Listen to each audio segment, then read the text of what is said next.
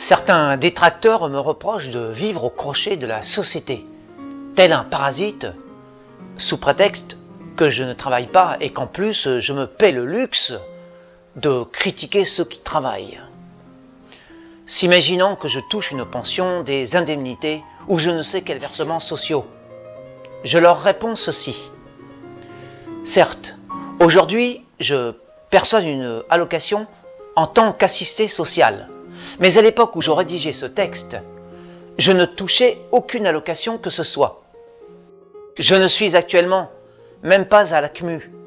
Je l'ai été durant 2 années. Aujourd'hui, je touche l'AAH. Donc, je n'en ai point honte, car si je touche cette allocation, c'est que j'y ai droit. Une allocation n'est pas un privilège, mais un droit.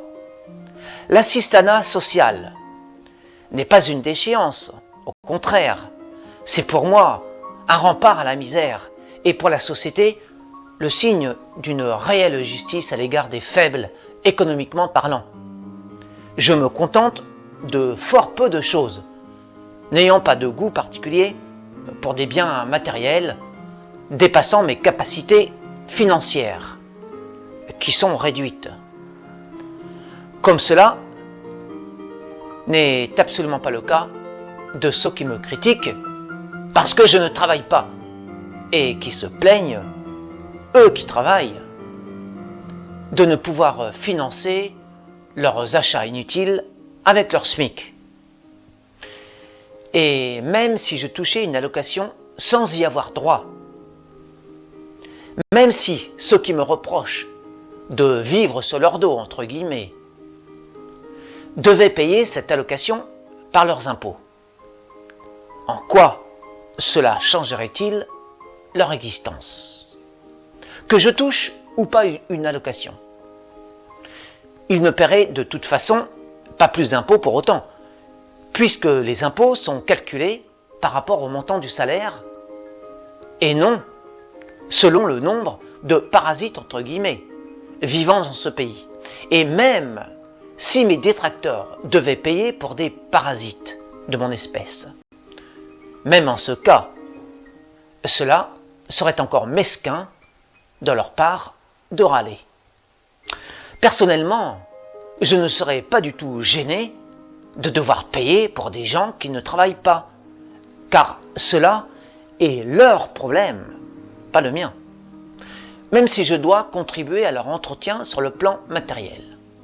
Sur le plan moral, je ne serais nullement gêné par leur mode de vie. D'ailleurs, il m'arrive de donner des pièces à des ivrognes qui font la manche au sortir des magasins, qui traînent toute la journée en groupe de buveurs SDF avec leurs gros chiens au centre-ville du Mans. Ben oui, parce que j'habite au Mans.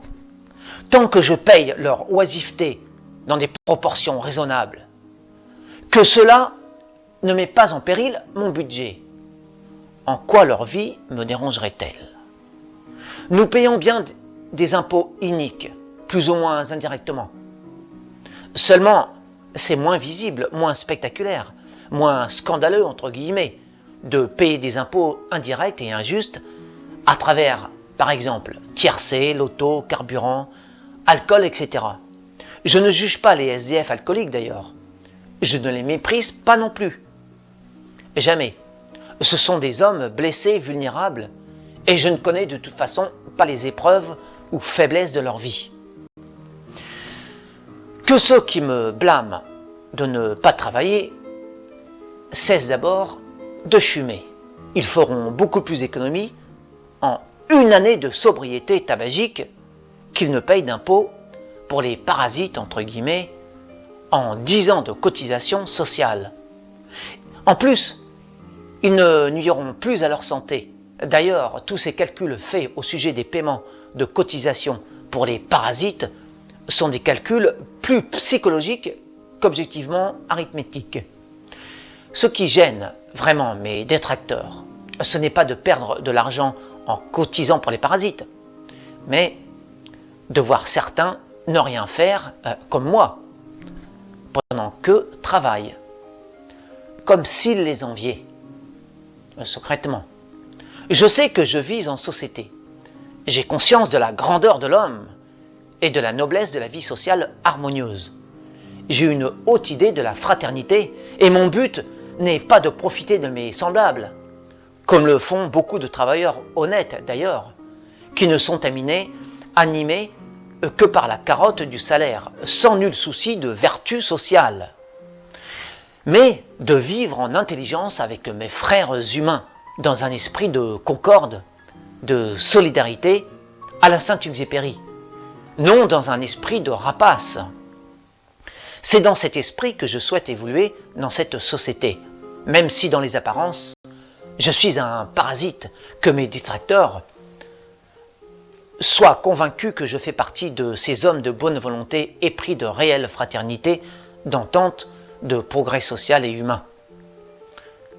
C'est d'ailleurs pour cela que je suis si peu tendre envers tous les destructeurs de liens sociaux, envers les abêtisseurs de foule, les malfaisants qui ont la loi avec eux. Quant au vrai parasite, celui qui crapuleusement profite de la société sans aucun esprit de fraternité, sans désir de contribution, sans gratitude, c'est son problème, c'est son stade d'évolution sociale et humaine à lui, ça le regarde. Je n'ai pas à lui reprocher d'avoir peu de conscience, ni son poids économique sur la société d'ailleurs. Qu'il travaille ou pas, je ne paierai de toute façon pas plus d'impôts pour financer son oisiveté. Enfin, si j'étais imposable. L'on peut fort bien travailler, toucher un salaire, subvenir légalement à ses besoins et être un vrai parasite social, un réel malfaisant, la loi des hommes ne rejoignant pas toujours la morale. J'insiste, si je touche une allocation, je n'ai pas à en rougir. Une république sérieuse et digne de ce nom ne donne pas des allocations à des profiteurs. Si un jour je touche des allocations, alors ça, évidemment, c'était parce que j'avais écrit ça avant de toucher les allocations, et que je ne le mérite pas, alors que la société fasse son devoir et qu'elle me demande de lui restituer les sommes indûment allouées. C'est aussi son devoir que de vérifier ces choses. Quand une administration gouvernementale donne de l'argent à un citoyen, la moindre des choses pour l'État, maître de ses deniers, c'est de vérifier le bien fondé de cette générosité étatique. Quoi qu'il en soit, j'ai conscience de vivre dans une société égalitaire, juste, loyale, humaine. Je n'aime pas la tricherie économique, sauf pour les déshérités qui n'ont que cela pour vivre. Ah, d'ailleurs, j'ai écrit un texte à ce sujet qui s'intitule « Vive la tricherie ». Enfin bref, tricher parmi les hommes, dans ma situation, c'est se saborder soi-même, car les hommes, c'est l'humanité, donc une part de soi. La tricherie n'est juste que lorsqu'elle est la seule réponse à l'injustice, ce qui n'est pas mon cas actuellement, puisque, et cela répondra aux interrogations pragmatiques de mes détracteurs les plus réalistes, je vis tout simplement de la providence.